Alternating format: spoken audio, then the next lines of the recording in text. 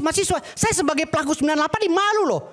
Saya dukung kalian. Ayo kita kritik Pak Prabowo. Memang banyak kok menteri-menterinya yang nggak benar. Kita kritik, saya ikut bantu kok. Apa kritiknya, Bang? Ya. Kritik ke Pak Prabowo dari Abang apa? Saya sering kritik Pak Prabowo. Pak Prabowo ganti ketua Mahkamah Agung, saya ganti. Saya akan pecat hakim-hakim. Saya kritik begitu.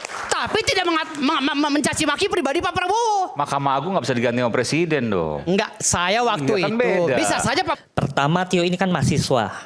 Dia ketua BEM. Sudah terbiasa melakukan aksi kritik, protes. Nah, apa sih yang Tio lakukan? Protes maupun kritik. Salah satu MBG. Kemudian penangkapan demonstran di tahun 2025 bulan Agustus. Nah, apakah kritik-kritik yang disampaikan oleh Tio dan mahasiswa-mahasiswa lainnya itu didengarkan? Jawabannya ada beberapa, tidak. Nah, misalkan saya Tidak, kenapa? Tidak. Nih, saya kasih contoh dulu Mas Saiman. Oke. Nah, pertama ada 19 tahun aksi.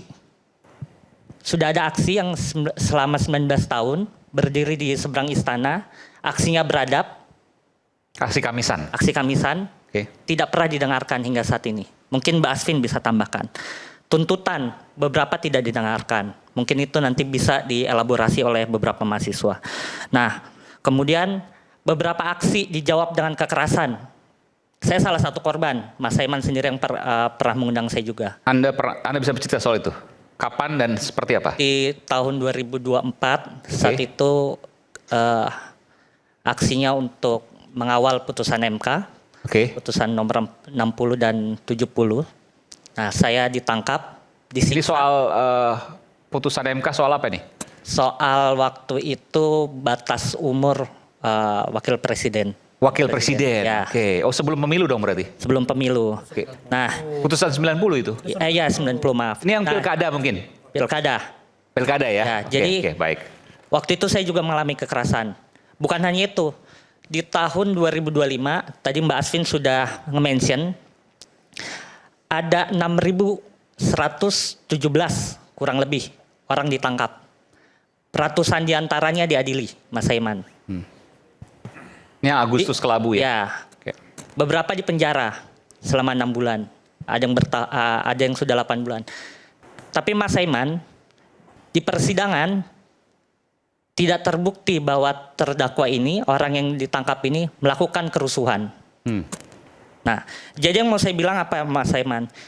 Inilah akumulasi dan suasana kebatinan dari Tio. Ya, yang hingga mungkin slip tongue atau tergigitlah lidahnya salah mengucapkan. Tapi ini adalah ekspresi kekecewaan Tio.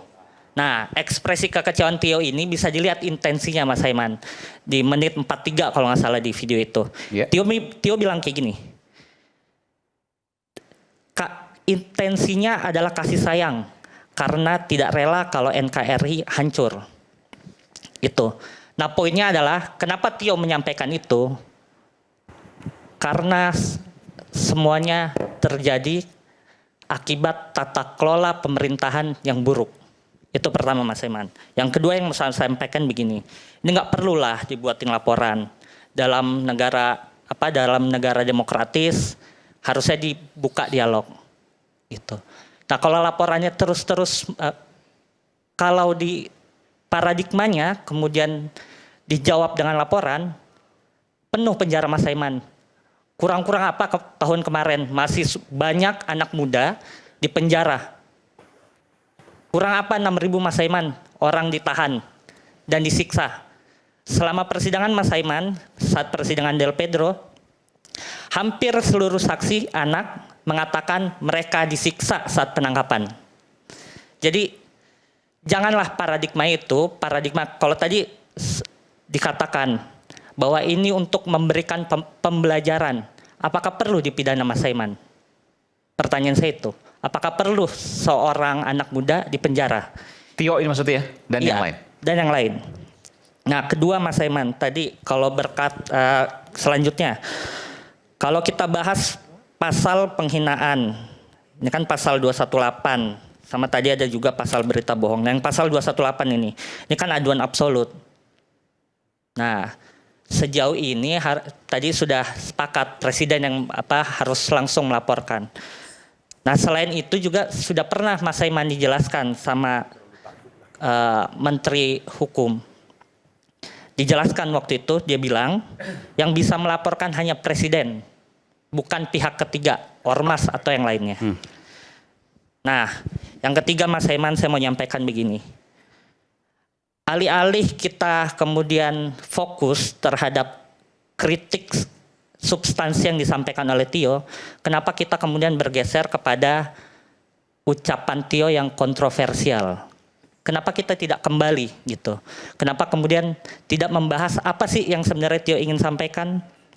Nah, saya lihat kemudian Mas Saiman, pelaporan ini adalah upaya untuk mengalihkan perhatian publik dari yang isunya publik menjadi isu privat. Nah, jadi yang mau saya sampaikan begini Mas Saiman. Karena pelaporan ini kemudian kita jadi lupa konteks yang ingin disampaikan Tio. Selain itu Mas Saiman, satu hal yang saya takutkan, laporan ini kemudian bisa memancing kemarahan publik. Memancing kemarahan publik? Bisa memancing kemarahan publik. Kenapa? Gitu. Ini kan kemudian kita lihat Mas Saiman, sudah banyak anak muda yang ditangkap, dipenjara. Nah, Tio ini kan dia juga memiliki influence. Yang ditakutkan ini Mas Saiman, memancing kemarahan publik. Padahal seharusnya apa? Alih-alih dijawabnya dengan dialog aja, nggak perlu dipidana. Gitu. Ya, nah, sama tadi ini Mas Saiman, satu lagi. Jawab dulu Mas Aiman, saya jawab dulu sebentar. Oke, lepas dulu ya. Nanti saya berikan kesempatan. Ini saya terus terang, ini saya harus sampaikan juga. Mohon maaf, nanti saya berikan kesempatan lagi Bang Iqbal. Bung Iqbal ini kalau kita tahu, ia adalah putra tokoh Orde Baru Pak Murdiono. Dan saat ini ia menjadi aktivis. Dan ini ketentuan yang menurut saya luar biasa. Jadi ini hal yang mungkin tidak dipahami banyak orang. Tapi silakan, Anda konsisten dari awal, Anda menjadi aktivis dan memperjuangkan aktivisme itu. Oke, Anda mau tambahkan tadi? Tadi ada beberapa hal yang mau saya respon Mas Saiman. Ini tadi dibilang ada partai lah di belakangnya Tio. Nah ini kan sebenarnya mengkerdilkan pikiran anak muda. Jangan sedikit-sedikit anak muda berani bersuara dianggap ada partai di belakangnya, ada orang besar di belakangnya. Nah, kenapa paradigmanya tadi nggak dibalik?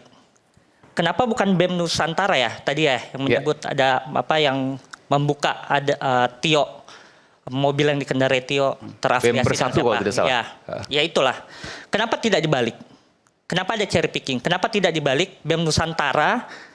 BEM Bersatu. Ya BEM Bersatu yang memiliki afiliasi dengan partai politik tertentu. Oke. Kenapa ada cherry picking? Kenapa Anda mengatakan seperti itu? Ya kalau tadi paradigma kayak gitu, kalau saya pakai paradigmanya boleh kan saya balik kayak gitu Mas Saiman? Tapi kan harus ada buktinya. Kalau BEM Bersatu tadi mengatakan bahwa ini mobilnya punya ini iya, dan itu makanya itu hipotesanya. Saya bilang kenapa paradigmanya nggak dibalik aja? Nah itu Mas Saiman. Kemudian nah ini tadi saya mau menanggapi Bang Ferdinand tadi bilang kritik dianggap apa setiap aksi demonstrasi atau kritik itu seakan-akan menggoyangkan pemerintahan. Nah paradigmanya juga ini saya tidak mengatakan begitu. Tadi sempat saya mengatakan ada unjuk rasa tapi ada juga kelompok yang menggoyang. Nah itu dia maksud saya Mas Saiman. Jangan digeneralisasi Mas. Iya maksud saya itu Mas Saiman. Jangan dianggap kemudian aksi demonstrasi itu dianggap ingin menggoyahkan pemerintahan. Saya tidak pernah menganggap demonstrasi mau menggoyang pemerintah. Tapi saya mengklasifikasikan ada pertemuan-pertemuan kelompok orang yang bicara lengserkan itu bagian dari menggoyang. Saya tidak pernah mengatakan demonstrasi itu menggoyang. Tidak. Saya mendukung unjuk rasa Mas. Tenang aja, saya support mereka. Tapi ada kumpulan yang... Tapi ada kelompok-kelompok tertentu dalam acara-acara tertentu narasinya selalu itu lengserkan. Mungkin Mas masih bisa cari di media sosial banyak videonya. Maksud saya begini Bang Ferdinand, jangan diafiliasikan. Saya tidak pernah mengafiliasi. Jangan salah. Ini kan narasi yang akan diafiliasikan dengan aksi demonstrasi. Nggak ada yang mengafiliasikan, saya tidak. Gitu Mas Saiman. Oke. Anda yang mungkin saya statement dulu karena itu berkaitan dengan pelapor dulu, silakan. Saya berbicara, saya luruskan dulu ya. Terima kasih Bung Aiman, adik-adik yang saya sayangi ada di mahasiswa. Jadi perkenalkan abangmu ini kuliah udah 31 tahun. Ya, dari tahun 95 sampai sekarang saya masih jadi mahasiswa. Sekarang saya tercatat sebagai mahasiswa Universitas Islam Lampung, ANUR. ya S3 dan sekarang juga saya terdaftar sebagai mahasiswa Universitas Muhammadiyah Jakarta S2 Magister Komunikasi. Oke. Jadi kalau kita berbicara masalah kuliah, saya dari brojol udah kuliah sampai sekarang nggak selesai karena saya hobi kuliah. Ya, dari tahun 98 saya memimpin gerakan depan Semanggi, lalu sampai saya ditangkap polisi dan sampai sekarang saya masih diaktivis. Hanya saja hari ini kita tidak melarang Tio untuk mengkritik, namun caranya harus lebih elegan. Kita mengatasnamakan mahasiswa, siswa yang sudah maha, siswa di atas siswa, mahasiswa. Masa kelakuan kita kayak anak kecil? Gitu loh. Jangan kita bersembunyi di balik topeng mahasiswa. Saya sebagai pelaku 98 ini malu loh. Saya dukung kalian. Ayo kita kritik Pak Prabowo. Memang banyak kok menteri-menterinya yang nggak benar. Ayo kita kritik. Saya ikut bantu kok. Apa kritiknya, Bang? Ya. Kritik ke Pak Prabowo dari Abang apa? Saya sering kritik Pak Prabowo. Pak Prabowo ganti ketua Mahkamah Agung. Saya ganti. Saya akan pecat hakim-hakim. Saya kritik begitu. Tapi tidak mencaci maki pribadi Pak Prabowo. Mahkamah Agung nggak bisa diganti sama presiden dong. Enggak, saya waktu Iya, kan itu beda. bisa saja Pak Prabowo colek DPR kan gitu. Saya luruskan. Oke. Jadi gini. Nggak, kritik apa lagi coba ditanya tadi? Jadi makanya Jangan sebenarnya itu yang lain dong. Itu punya saya kepentingan kemarin ya. sempat berdebat dengan Profesor Nggak, Ferry ditanya Ansari. tadi, kritiknya apa, Bung Ferry? Kebijakannya Pak Prabowo, Ya, maksud itu saya apa? yang dikritik. Cara Bukan disuruh mengkritiknya, reshuffle cara mengkritiknya menteri. adik-adik Jangan semua, cara mengkritiknya maksud saya, cobalah dengan kalimat-kalimat yang santun yang menunjukkan kalian itu adalah mahasiswa, Bukan makanya maksud siswa. saya tadi kan Abang Firdaus yang ganteng Iya. bilang suka Iya. akan ngekritik Prabowo juga. Iya. Apa kira-kira kritiknya dari Bang Firdaus ke Saya Prabowo? kemarin mengkritik Pak Prabowo kok. Memang saya bilang masalah BGN ini banyak permainan kok. Saya jelas mengkritik Pak Prabowo. Pak Prabowo ganti ini tangkap. Tapi jangan ngata-ngatain Pak Prabowo dengan kalimat-kalimat yang nggak santun. Kalian ini mahasiswa apa? Hah? Kalau kalian kuliah baru calon mahasiswa, saya ini udah sarjana berapa kali Pak? Di Indonesia ini saya 9 kali kuliah. Dari tahun 95 sampai sekarang 31 tahun saya kuliah nggak selesai Pak. Banyak kali gelarmu. Saya banyak panjang kayak kereta Pak. Saya tambahkan dikit, Bang. Oke siap. Jadi gini, sebenarnya saya setuju ya, karena saya juga mahasiswa dulu. Tapi kalian selalu berpikir bahwa Pak Prabowo atau polisi akan menahan mahasiswa Tio gitu. Sebenarnya enggak, justru dengan laporan pengaduan ini membuat Tio itu bisa lebih mengerti dan mengerem gitu. Daripada dia kena peradilan jalanan kan, pendukung-pendukung yang liar yang nggak suka orang mengkritis kan bisa saja. Nah, maksudnya itu kita ambil positif aja, jangan juga dilarang melaporkan, bukan untuk kriminalisasi. Nah, kemudian inti persoalan di sini adalah memang ada yang mau yang enggak contoh. Masalahnya gue bilang. ya Sebentar. ada memang yang mau lakukan Jadi itu. begini. Sebentar, saya selesaikan tuh Pak. Saya Nah, dikit kalau dulu. Anda laporkan ke Dumas dengan sendirinya yang hendak melakukan itu dia akan melakukan. Saya akan luruskan lagi. Kembali ini MBG supaya adik-adik mahasiswa mengerti. Tunggu dulu, Bung. Tunggu sebentar, itu Kalau tidak dilaporkan, kemungkinan atau kita tidak khawatir akan ada yang melakukan kekerasan. Terus kalau dia dilaporkan, tidak ada yang melakukan kekerasan. oh bukan, artinya begini. Hah? Ketika Apa ketika dong? diserahkan pada hukum, ini pengalaman saya. Iya, makanya apakah kalau dia masuk ke ranah, Anda kan tidak masuk ke ranah hukum kan? Anda laporkannya ke Dumas kan? Ya, oke. Dilaporkan ke Dumas itu akan menjamin bahwa saudara Tio tidak akan dicederai oleh orang lain. Ya setidaknya dia tidak akan mengulangi lagi kalimat itu. Bukan, Anda kan menyebut dia daripada dia nanti dicederai oleh orang lain, kan lebih baik kita bawa ke. Kan dia udah mengakui bahwa dia dilindungi, disiapkan fasilitas. Makanya Berarti dia udah muncullah mempersiapkan diri. Kesimpulannya kalau bahwa dia dibawa ke Dumas, apa yang dilakukan itu dilaporkan mengandung sih resiko, istilahnya? dan resikonya Dilaporkan, diadukan. Dia udah diadukan ke Dumas, kemungkinan dia tidak akan itu Enggak, bukan Bang Roy terlalu panjang jawab begitu. Ini intinya dengan Pertanyaannya waktu yang singkat. adalah, Saya jelaskan Bang. apa ada hubungan antara Dumas dengan kemungkinan orang Jelas Bang, melakukan gini logiknya kekerasan? jangan dibawa ke situ logiknya begini Bang. Dumas itu dianggap bahwa akan bisa Tio itu kemudian mengenjak rem supaya tidak kebablasan terus, supaya tidak memancing orang lebih marah. Enggak. Logiknya di situ. Jadi jangan dianggap Dumas itu ada hubungannya dengan pelaku-pelaku kekerasan Jadi di Anda jalan, mau nggak mengatakan begitu. kalau orang itu dipolisikan, Enggak, orang itu akan diam. saya Belum menerangkan. tentu. Loh, semuanya kan belum tentu, Bang. Makanya, jadi jangan buat asumsi kalau orang Saya hanya mau itu justru meluruskan cara apa yang berpikir dimaksud yang kita oleh Bang sebut Farhan. sebagai otoritarian itu. Tapi menurut Apa? Cara berpikir otoritarian itulah menggunakan kekuasaan untuk meredam kemungkinan orang berpikir. Secara tidak sadar.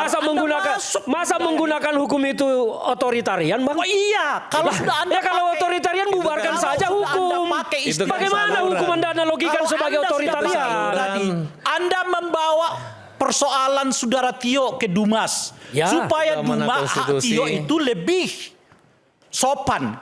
Artinya Anda mau mengatakan Enggak. Begini, jangan diartikan.